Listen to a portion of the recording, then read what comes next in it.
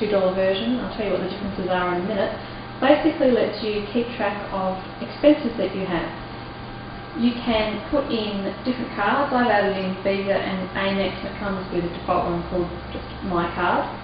When you put in an entry, you choose the card. So I'll say on my Amex, on today's date, today's time. So the date and time's automatically put in? Yeah, it is. Then you put in the bank or a store. So let's say that I went to Walmart. Oops. And put in the address. I think that's probably a bit too far. And the city. Perhaps if you're a business traveller and you're keeping track of business expenses, that might be more useful. Type of operation. Let's say I did EFTPOS. Amount of money. I spent $300. Notice it's also got AUD there, so it's located our country. So obviously we're spending in Australian dollars. And additional notes. I bought shoes. $200. Don't tell John. And save.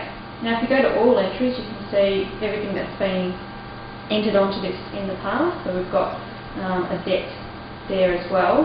When you look at this all entries, you can also change it so that you just have a look at, okay, what did I do on my Visa, or what did I do on my Amex, or all cards like we've got so there. This application would be brilliant for people who have a business expense account and need to keep track of all those entries. Yeah, I think it's a little bit pedantic just for, everyday use, really. I mean, but anybody, quite useful. Anybody who has to keep track of that type of information, this is a... Yeah, well, and here's the absolute clincher.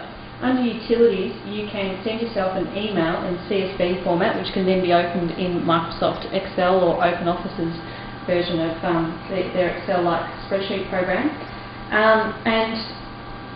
So you select it to output in CSV format. You can regroup according to cards, so you basically get an itemised list of this is what on Visa, this is what was on Amex, etc. Extract the list and create the email, and it will automatically open up your email program and take you to that. Now, as I mentioned at the beginning, there are two versions. One's free, and it limits you to 10 entries only. Right. So for $2, that will allow you to make a list that's as big as you want, basically.